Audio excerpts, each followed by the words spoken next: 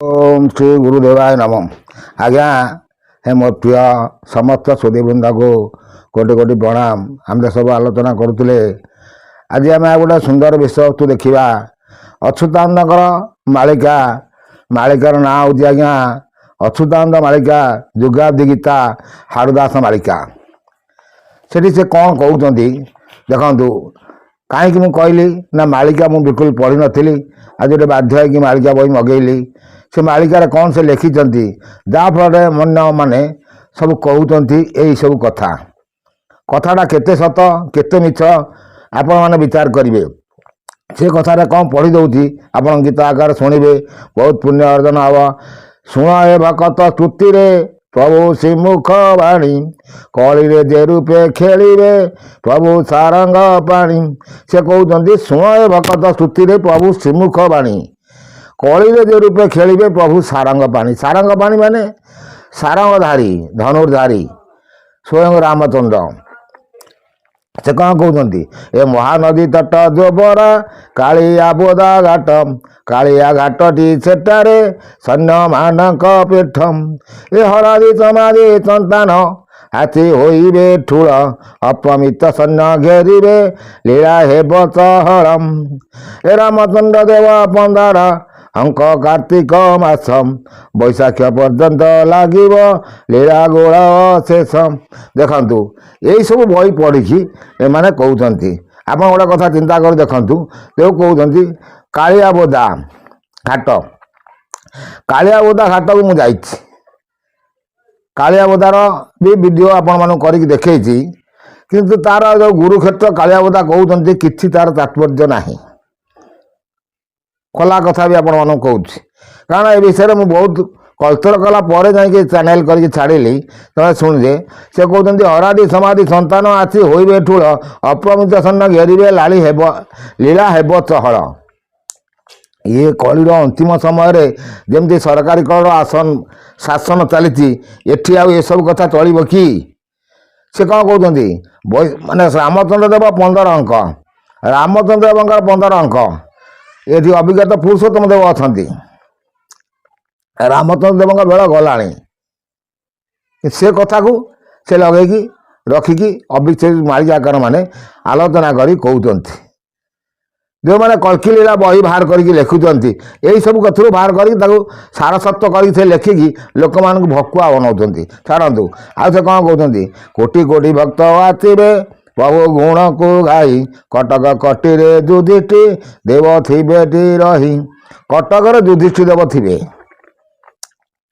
जदि कटकर युधिष्ठि देव थिबे भीम अर्जुन नकुल सहदेव कौट थिबे ताको किए कहबो। हाँ लेखाकर लिखिनी लिखिदेले लोक विश्वास करते मिछटा को लोक आजिकल सब मिछटा जो दुनिया चली। आज कौन कहते जोगांत नागांत जोगिए ज्ञानी हेबे प्रबल जोग माया खेल करिवे जोगी होइबे भोल ए ढांकेणी घेरिबे जगत दुष्ट हेबे प्रबल नव लक्ष साधु घोटिबे घोर कली लागिब। 9 लक्ष साधु 90 लक्ष कौन कम है से साधु मान सब से जगार कटक धर से जो गाड़िया बोधा अच्छी से छाड़ ये गोटे हसबार कथा मालिका विचार जो मैंने पढ़ुं से आज ये गोटे भिड कर छाड़ू ताले देखिए बालिकुद मान पूरीब भक्त होइबे मेलम खंट मान मेले बहिबे धन धन सकलम। खंट मान सब धन धन नहीं जीवे कथाटा केते सत केते मिछ आपण मान शुणिबे खाली गोटे पढ़ी दउची जीवन रे आपण शुणिबे बड़ लोकंकर धन को बही नेबे सकाळ महानदी जले पकाई देवे से काले मेलम ए दिवस कुहुड़े घेरिब रात प्राय होइब कटक कटिरे अवस्था केहू मुखे कहब। कटकर अवस्था से कहते हरादी रामादी साधुए ठूल होई नथिबे 17,000 नागांत आसी न प्रवेशिबे से बेले लंगुले 1300 उत्तररू आसिबे दक्षिण दिगरू तेलंगा रण रंका होइबे। देखंतु लेखार तात्पर्य अर्थ कौन अच्छे 17,000 नागांत जो नागा साधु मान से आसी से कटक ठूल हेबे ଆଉ କଟକର ଅବସ୍ଥା କେଉଁ ମୁଖେ କହିବ। କିନ୍ତୁ କଟକର ବି ଯେଉଁ ଡେଭଲପମେଣ୍ଟ ହେଉଛି କହିଲେ ନ ସରେ। ଆପଣମାନେ ଦେଖୁଥିବେ, ଯଦି କିଏ କଟକ ବୁଲିବାକୁ ଆସୁଥିବ, କଟକ ସହରର ଅବସ୍ଥା କେତେ ପରିବର୍ତ୍ତନ ହେଉଛି। ଚତୁଃପାର୍ଶ୍ୱ ଯେଉଁ ବୁଲୁଛି, ଘେରା ବୁଲା ହେଇକି ରଖିଛି, ବନ୍ଧ କେତେ କେତେ ଚଉଡ଼ା ହେଇକି ରହୁଛି। ଆମ ବେଳେ ମହାନଦୀ ଥିଲା ପୁରା, ଯେଉଁଠି ବନ୍ଧ ଆପଣମାନେ ଯାଉଛନ୍ତି, ଆମେ ତ କଟକରେ ରହୁଥିଲି, ସେଠି ମହାନଦୀ ତା କୂଳରେ ରହିଥିଲା। ଯେଉଁଠି ଆମର ଅଛି ମାତା ମଠ, ମାତା ମଠକୁ ଲାଗିକି ରହିଥିଲା ମହାନଦୀ। ସେ ଯାଇ କେତେ ଛାଡ଼ିକି ରହିଲାଣି ଆଜ୍ଞା, କେତେ ଦୂରକୁ ପଳାଇଲାଣି। ସେଠି ବସତି ସ୍ଥାପନ କରିବା ପାଇଁ ସରକାର ତା ଜାଗାକୁ ସେ ସବୁ ଘେରି କରିସାରିଲାଣି। ଆଉ ସେ ଜାଗାରେ ସେ କହୁଛନ୍ତି ଏଇସବୁ ଜାଗାରେ ଗଣ୍ଡଗୋଳ ଲାଗିବ, ଗୋଳ ଲାଗିବ। ହସିବାର କଥା ଆଜ୍ଞା। ଖାଲି କ'ଣ ଲୋକ ମାଳିକାକୁ ଗୋଟେ ବିଶ୍ୱାସ କରୁଛନ୍ତି ବୋଲି ମୁଁ ସେ କଥାକୁ ଆଜି ଉତ୍ଥାପନ କଲି। ଆଉ ଦକ୍ଷିଣ ଦିଗରୁ ତେଲଙ୍ଗା ରଣ ରଙ୍କା ହୋଇବେ, ଋଷି କୁଲ୍ୟାଠାରୁ କାଶୀରେ ନଗ୍ର ଯାଏ ବେଢ଼ିବେ, ସେଠାରୁ ସମ୍ବଲପୁରକୁ ସର୍ବେ ବେଢ଼ି ଆସିବେ, ପଶ୍ଚିମ ଦିଗରୁ ଦମନ ବଳ ଧାଇ ଆସିବେ। ଦମନ ଦଳ, ଦମନ ଦଳ ସେ ଧାଇଁ ଆସିବେ ପଶ୍ଚିମ ଦିଗରୁ। ସେ କ'ଣ କହୁଛନ୍ତି? ଅମରସରେ ପଶିଣ ନର ହତ୍ୟା କରିବେ, କାଶୀ ନଗ୍ରେ ଗୋଳ କରିଣ ବହୁ ସୈନ୍ୟକୁ ନାଚି, ସମ୍ବଲପୁରରେ ପ୍ରବେଶୀ ଗୋଳ ହେବେ ବି ସେଠି, ଏ ଯୋଗ ମାୟା ତାଙ୍କୁ ଗୋଡ଼ାଇ ବହୁ ସୈନ୍ୟ ନାଚିବେ, ଦମନ ପଳାଇ କଟକ ନଗ୍ରେ ଆସି ମିଳିବେ। ଦେଖନ୍ତୁ, ସମ୍ବଲପୁରରେ ମା ସମ୍ବଲାଇ ସେଇ ଦମନମାନଙ୍କୁ ହତ୍ୟା କରିବେ। କିଛି ହତ୍ୟା କଲା ପରେ ସେମାନେ ପଳାଇ ଆସି କେଉଁଠୁ ରହିବେ ନା କଟକରେ ରହିବେ। ବହୁତ ତରିଜା ଦେଖାଇ ଭୋଗ ଅମ୍ବା ଲାଗିବ, ଯୋଗିନୀ ଭକ୍ଷବେ ଭକିବେ ଦମନ ବଳ ତହୁଁ ବାଜିବ, ଏ ନୀଳାଚଳ ନାଥ ଗୋବିନ୍ଦ ସେତେବେଳରେ ପୁଣ, ସହି ନ ପାରିଣ ଭକତ ଗଣ ସଙ୍ଗେ ନେଇଣ, ନରେନ୍ଦ୍ର ସ୍ନାନ ସାରିଣ ପ୍ରଭୁ ହେବେ ବାହାର, 13 ସୁଆରଙ୍କ ସଙ୍ଗରେ ଚଢ଼ି ଅଶ୍ଵ ଉପର। ଏଇଠି ଆଜ୍ଞା କଥା ଦେଖନ୍ତୁ, ଜଗନ୍ନାଥ ତାଙ୍କର ଭକ୍ତକୁ ରକ୍ଷା କରିବା ପାଇଁ ନରେନ୍ଦ୍ର ପୋଖରୀରେ ସ୍ନାନ କରିକି ଘୋଡ଼ା ଚଢ଼ିକି ବାହାରିବେ। ତେଣୁ ଏମାନେ କହୁଛନ୍ତି ସମସ୍ତେ ଯେ ଜଗନ୍ନାଥ କଳ୍କି ଅବତାର ହେବେ। କଥାଟା ହେଉଛି ଏଇ ଯେଉଁ ପୁରାଣ ବହି ସବୁ ବାହାରିଛି, ଲେଖକାର କଥାରେ ସେମାନେ ସବୁ କହି ଚାଲିଛନ୍ତି। ଲୋକ ବି ତାକୁ ବିଶ୍ୱାସ କରୁଛନ୍ତି। ମୁଁ ଆପଣଙ୍କ କଳ୍କି ଅବତାର ଉପରେ କିନା ବହୁ ତଥ୍ୟ ଦେଇ ଆସିଛି। ଯିଏ କଳ୍କି ଜନ୍ମ ହେବ, ସେ ତ ରାମ ଥିବ, କୃଷ୍ଣ ଥିବ, ଶିବ ଥିବ, ସବୁ ବ୍ରହ୍ମର ଗୋଟେ ଗୋଟେ ଅଂଶ ସେ ନେଇକି ଆସିଥିବ। ତା ପାଖରେ ସମସ୍ତ କଳା ଥିବ। ଭୁଲ କହିଲି କି ଆଜ୍ଞା?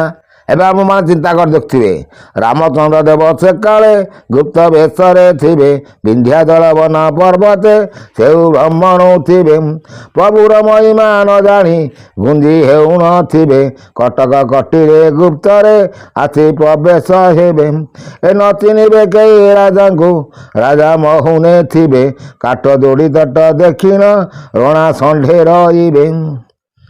ଦେଖନ୍ତୁ, ଏଠି କାଠ ଯୋଡ଼ି ଆଉ ଯେଉଁ ମହାନଦୀ ଆଉ ମହାନଦୀ ଗୋଟେ ନଈର ଶାଖା ହେଉଛି କାଠ ଯୋଡ଼ି। ଏମାନେ ଯେଉଁ ମାଳିକା ଲେଖିଛନ୍ତି, ଆଜି ସେଇମାନଙ୍କ ପାଇଁ ପ୍ରଶ୍ନ ବି ଉଠୁଛି, କେଉଁ ଯୁଗରୁ ସେ ଯେଉଁ ପଶିକି ଦୁଇ ଭାଗ ହେଇଛି, କେବେକାର ଘଟଣା? ଯେଉଁମାନେ ମାଳିକା ବିଚାର କରୁଛନ୍ତି, ମାଳିକା ଆଲୋଚନା କରୁଛନ୍ତି, ସେ କହୁଛି ମୁଁ ମାଳିକା ଗବେଷକ, ସେ କହୁଛି ମାଳିକା ପ୍ରଚାରକ, ବହୁତ ଚ୍ୟାନେଲ ବାହାରୁଛି ଆଜ୍ଞା। ଏ ବିଷୟରେ ତଥ୍ୟ ଦେଇପାରିବେ? କଳ୍କି ଲୀଳା ଲାଗି ତ ବହୁତ ତଥ୍ୟ ବାହାର କରୁଛନ୍ତି। ଆଜି ଆମେ ସେ ବିଷୟରେ ଆଲୋଚନା କରୁଛନ୍ତି। ଅଳ୍ପ ଅଳ୍ପ ଟିକେ ଟିକେ ଖାଲି ପଢ଼ି ଯାଉଛି ବହି। ବ୍ରହ୍ମ ତାର ଖେଳ ସେ କରୁଛି, ସବୁବେଳେ କରିବ। ବ୍ରହ୍ମ ହେଉଛି ଏକ ବ୍ରହ୍ମ ଦ୍ୱିତୀୟ ନାସ୍ତି। ସେ ହେଉଛି ସଚରାଚର ଜଗତର କର୍ତ୍ତା। ତେଣୁ ତାର ଖେଳା ଲୀଳା ଭିତରେ ସମସ୍ତେ ବି ପ୍ରତିପାଦିତ ହେଇକି ରୁହନ୍ତି ସବୁ ଯୁଗରେ ଆଜ୍ଞା। ଯେଉଁଠି ଅନ୍ୟାୟ ଅଧର୍ମ ବଢ଼ିବ, ମୁଁ ଆପଣମାନଙ୍କୁ ଦେଖିକି କହୁଥିଲି ବି ଆମର ବି ଯେଉଁ ପରିସ୍ଥିତି ଅଛି, ଓଡ଼ିଶାର ଯେଉଁ ରାଜନୀତି ହେଉ ବା ଭାରତର ରାଜନୀତି ହେଉ, ସମ୍ବିଧାନର ଆଇନ ଅଛି ଗୋହତ୍ୟା କରିବନି। କିନ୍ତୁ ଗୋହତ୍ୟା ହେଉଛି ନା ନାହିଁ? କୌଣସି ଲୋକ ତା ଉପରେ ପ୍ରତିବାଦ କରୁଛନ୍ତି କି? କିଛି ଦଳ ଆମ ଓଡ଼ିଶାରେ ଏବେ ବାହାରିକି ଗୋହତ୍ୟା ପାଇଁ ବନ୍ଦ କରିବା ପାଇଁ ବହୁତ ଚେଷ୍ଟା କରୁଛନ୍ତି, ରାସ୍ତାଘାଟ ରୋକ କରୁଛନ୍ତି, ଯେଉଁ ଗାଡ଼ିରେ ଯାଉଛି ଗାଡ଼ି ସେମାନଙ୍କୁ ବନ୍ଦ କରୁଛନ୍ତି। କିନ୍ତୁ ସେମାନଙ୍କ ପାଇଁ ପୁଣି ଦେଖିଲା ବେଳକୁ ସେମାନଙ୍କୁ ଦଣ୍ଡ ମିଳିବାକୁ ସରକାର ବି ପଛଉନି। ଯେଉଁ ବଜରଙ୍ଗ ଦଳ ହୁଅନ୍ତୁ ବା ଯେଉଁ ସେନା ହୁଅନ୍ତୁ, ଯେଉଁ ସେନା ହୁଅନ୍ତୁ, ମୁଁ କାହା କଥା ବି କହୁନାହିଁ। କିନ୍ତୁ ଦୋଷ କାହାର? ଦୋଷ ହେଉଛି ଆଗ ହେଉଛି ପ୍ରଥମ ଦୋଷ ହେଉଛି ହିନ୍ଦୁମାନଙ୍କର। କାରଣ ତମେ ଗୋମାତାକୁ ପାଳିଲ, ତମେ ଗୋମାତାକୁ ବିକ୍ରି କରିଦେବ, ଅନ୍ୟାୟ ଅଧର୍ମର ସୀମା ବଢ଼ିଯିବ। ସେ ସେଇ କଥା ବି ସେ ଆଜାଦ କହୁଛନ୍ତି, କାଳିଆ ବୋଧାରେ ସାଧିବେ ଲୀଳା ଖେଳା କରିବେ, ନାନା ଉପଭୋଗେ ରହୀଣ ପ୍ରଭୁ ଗୁଣ ଗୋତିବେ। ଭୀମସେନ ପ୍ରଭୁ ଥିବେ ଯେ ହଂସନାଥଙ୍କ ପାଶ, ତାଙ୍କ ସଙ୍ଗେ ହଂସନାଥ ଯେ କହୁଥିବେ ଭବିଷ୍ୟ। ଏ ଅଷ୍ଟଚଣ୍ଡୀ ସଙ୍ଗେ ନେଇଣ ଯୋବରାରେ ପ୍ରବେଶ, ଶାରଦା ଘେନିବେ କଟକେ ଭକ୍ତେ ହୋଇବେ ବସ। ଦେଖନ୍ତୁ ସମସ୍ତେ ଯେଉଁ ମଣ୍ଡଳ ଅଛି 16 ମଣ୍ଡଳ, ଶାରଦା ଆସିବେ, ଶାରଳା ସେଇଠି ଆସିକି ପରୀକ୍ଷା କରିବେ। ତେଣୁ ଏମାନେ କହୁଛନ୍ତି ସବୁ ସେଇ ଅଣାକ୍ଷର ଏକାକ୍ଷର ପରୀକ୍ଷା ସେଠି ଶାରଳା ମା କରିବେ, ଯୋଗମାୟା କରିବେ। ତେଣୁ ମୁଁ ମୋର ଏଇ ଚ୍ୟାନେଲ ମାଧ୍ୟମରେ ଯୋଗମାୟାଙ୍କ ମନ୍ତ୍ର, ଯୋଗମାୟାଙ୍କୁ ସିଦ୍ଧି କରିବା, ଯୋଗମାୟାଙ୍କୁ ଜପ କରିବା ସବୁ ରାସ୍ତା ବତେଇ ଆସିଛି। କିନ୍ତୁ ସେ ରାସ୍ତା କେହି କହୁନାହାନ୍ତି। ଯୋଗମାୟା ଖପରରେ ସମସ୍ତେ ପଢ଼ିବେ, କାରଣ ସିଏ ହେଉଛି କାଳ ସ୍ୱରୂପିଣୀ। ତେଣୁ ଅଚ୍ୟୁତାନନ୍ଦ ମହାପୁରୁଷ 46 ପଟରେ କହିଛନ୍ତି, ଜନନୀ ରୂପେ ଜନ୍ମ କଲା ଭାରିଜା ରୂପରେ ହରିଲା, କାଳିକା ରୂପରେ ସଂହରି ହେମନ୍ତ ତାହାର ସନ୍ତାରି। ଏଟା ହେଉଛି ନୀତିବାଣୀ। ତେଣୁ ତମେ ତାକୁ କ'ଣ କରିବ?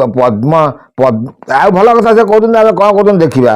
ଅଲୌକିକ ଲୀଳା କରିବେ ଦେବୀ ଝଙ୍କଡ଼ ବାଛି, ପଦ୍ମେ ଭକ୍ତ ଦେଖି ଉଲ୍ଲାସ ହେବେ କଟକେ ବସି। ଏ କଳା ଧଳା ଅଶ୍ୱ ଉପରେ ପ୍ରଭୁ ହେବେ ବାହାର, ଭୁବନେଶ୍ୱରରେ ରହିବେ ପ୍ରଭୁ ରଙ୍ଗା ଅଧର।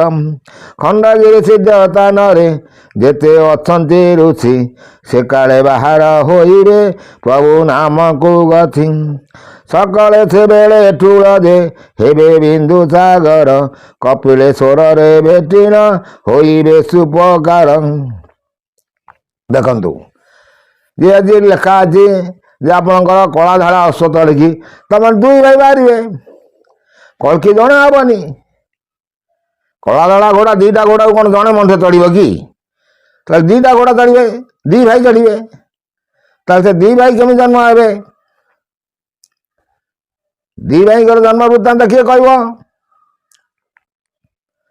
ଆମେ ଆପଣ ଦେଖିବା ଭୁବନେଶ୍ୱର ଖଣ୍ଡଗିରି କହୁଛନ୍ତି ସିଦ୍ଧ ସ୍ଥାନ। ଭୁବନେଶ୍ୱର ଖଣ୍ଡଗିରିରେ ଆପଣମାନେ ଦେଖୁଥିବେ କିଛି ଦିନ ତଳେ ଜଣେ କଳ୍କି ଠାକୁର କହୁଥିଲା, ମୁଁ ହେଉଛି କଳ୍କି ପୁରୁଷ, ମୁଁ ହେଉଛି କଳ୍କି ଠାକୁର। ବହୁତ ଭକ୍ତ ତା ପାଖକୁ ଗଲେ, ବହୁତ ଜାଗା ଆସ୍ଥାନ ମାଡ଼ିକି ବସିଲେ କଲେ। ତାଙ୍କ ନାଁ ବି କହୁନି, କାଶୀନାଥ ମିଶ୍ର। ତାଙ୍କ ପୁଅକୁ କହିଲେ ଇଏ ହେଉଛି କଳ୍କି ଠାକୁର। ଲୋକଙ୍କଠୁ କିଛି ପଇସା କଲେକ୍ସନ କଲେ, ଆଜାଦ କଲେ। ସେଠୁ ଲାଷ୍ଟରେ କ'ଣ ହେଲା? ସେ ପୁଣି ସିଦ୍ଧାସନ ଖଣ୍ଡଗିରିରେ ଦେଖୁଥିବେ ଆପଣମାନେ। ଖଣ୍ଡଗିରିରେ ଯେଉଁମାନେ କହୁଛନ୍ତି ସିଦ୍ଧ ସାଧୁମାନେ ଅଛନ୍ତି, ସେଠି କେମିତି ଲୀଳା ଖେଳା ହେଉଛି, କେମିତି କ'ଣ ହେଉଛି ସବୁ ଆପଣମାନେ ଦେଖୁଥିବେ। ଆଉ ମୁଁ ଅଧିକ କଥା ବି କହୁନି। ତ ଆଉ କ'ଣ କହୁଛନ୍ତି? ତ୍ରିଜଟା ଅଂଶରେ ବୁଲିଣ ସବୁ ଦେଖୁଣ ଥିବ, ମାୟାଧର ଲୀଳା କାହୁଁ ସେ ଅବା ଜାଣିପାରିବ। ଏ ବ୍ରହ୍ମରେ ପଳାଏ ଯାଇଣ କୋଣାର୍କରେ ମିଳିବେ, ମାୟା ଯୁଦ୍ଧ ଦେଖି ସେଠାରେ ବ୍ରହ୍ମଜାତ ହୋଇବ। ସାଗରେ ସାଗରେ ପକାଇ ଦିବେ ସେ ଚାନ୍ଦ ବାଲି, ବିରଜା ଦେବୀ ଯେ ଧାଇଣ ଦମନ କରେ ଗଳି। ଦେଖନ୍ତୁ ଲେଖକ ଲେଖିଛନ୍ତି କଥା, ଏମାନେ ସେଇଆକୁ ପଢ଼ି ସେଇ ବିଷୟଟାକୁ ଆଲୋଚନା କରି ଚାଲିଛନ୍ତି। ତେଣୁ ମୁଁ ଆଜି ଆପଣମାନେ ସେ ବହି ବି ଦେଖାଉଛି, ଯେ ବହି ବି ଆପଣମାନଙ୍କୁ ପଢ଼ିକି କହିଦେଉଛି। କଥା କେତେ ସତ କେତେ ମିଛ ଆପଣମାନେ ଦେଖିକି ଜାଣିବେ। ଆଉ ସେ କ'ଣ କହୁଛନ୍ତି? ଯାଦବପୁର ନଗ୍ରେ ସକାଳ ଶୂନ୍ୟ ବାଣୀ ହୋଇବ, ଲାଖ ବିନ୍ଧା ବଢ଼ିଆରେ ଯେ ଲକ୍ଷେ ବଳି ହୋଇବ। ସକଳ ଦିଗରୁ ଦେବତା ଦେବୀ ହେବେ ବାହାର, ନର ଅଙ୍ଗେ ମିଳି ଖେଳିବେ କଟକ ଯେ କଟିର। ଦେବତା ଅଙ୍ଗେ, ମୁଁ ମାନେ ଆପଣମାନଙ୍କୁ କହି ଆସିଛି, ଦେବତାଙ୍କ ଅଙ୍ଗରେ ଦେବତା ମାନେ ଜନ୍ମ ହେଇଥିବେ। କଳ୍କି ଠାକୁର ଯିଏ ଜନ୍ମ ହେଇଥିବ, ସେ ତାଙ୍କ ଆଶପାଶରେ ସବୁ ଦେବତାମାନଙ୍କୁ ନେଇକି ରଖିଥିବ। ଜନ୍ମ ହୋଇଥିବେ। ତେଣୁ ଏମାନେ ସବୁ ଯେଉଁଟା ଲେଖିଛନ୍ତି ସେଇ ସିଦ୍ଧାନ୍ତ ଉପରେ ଆମେ ଆଜି କଥା ଆଲୋଚନା କଲେ। ଆଉ ସେ ବି ଭଲ କଥା କହୁଛନ୍ତି, ଆଉ କ'ଣ କହୁଛନ୍ତି ଆମେ ଆଗକୁ ଦେଖି ଯାଉଛନ୍ତି। ମୁଁ ନେକ୍ସଟ ଅଧ୍ୟାୟରେ ଏ ବିଷୟରେ କିଛି ଆଲୋଚନା କରିବା। ଏତେ ରହୁଛି ଆଜ୍ଞା, କୋଟି କୋଟି ନମସ୍କାର।